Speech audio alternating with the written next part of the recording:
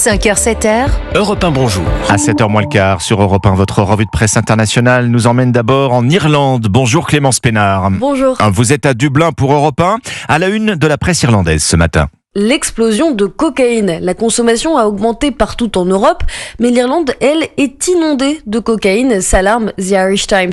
La raison, selon The Independent, la multitude de points d'entrée stratégiques pour les trafiquants sur les côtes de l'île.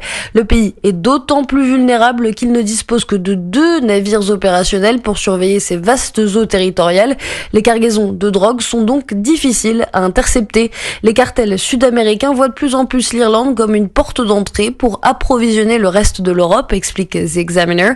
Le nombre de personnes cherchant un traitement pour leur consommation de cocaïne s'est ainsi envolé. La BBC parle d'une hausse de près de 600% depuis 2017 en République d'Irlande. Nous sommes maintenant au Japon avec vous, Bernard Delattre, à Tokyo pour Europe 1. Qu'est-ce qui fait les gros titres des journaux japonais ? Le budget de la défense, qui augmente pour la 13e année consécutive, note l'agence Jiji. Il se monte désormais à une 60aine de milliards d'euros, davantage que le montant des dépenses militaires de pays comme la France ou l'Allemagne, souligne la chaîne Fuji News. Pour les quotidiens conservateurs Yomiuri et Sankei, la triple menace chinoise, russe et nord-coréenne rend indispensable ce réarmement historique de l'archipel, sans précédent depuis la fin de la Seconde Guerre mondiale.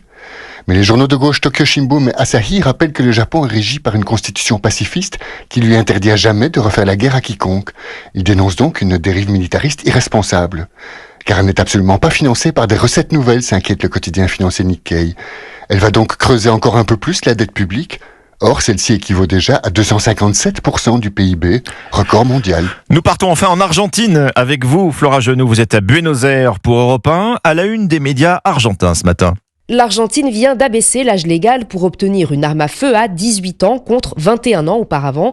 Selon le gouvernement, la majorité suffit à justifier l'accès aux armes. À partir de 16 ans, les Argentins peuvent voter. À 18 ans, ils peuvent aller à la guerre, fonder une famille ou rejoindre la police, a avancé la ministre de la Sécurité Patricia Bullrich, citée par le quotidien El Litoral. Elle défend le droit des Argentins à se protéger. Des universitaires s'interrogent dans une lettre publiée par le journal local Noticias de Necochea. Adhésion idéologique au modèle de la société américaine pro-armes ou faiblesse face au lobby des marchands d'armes.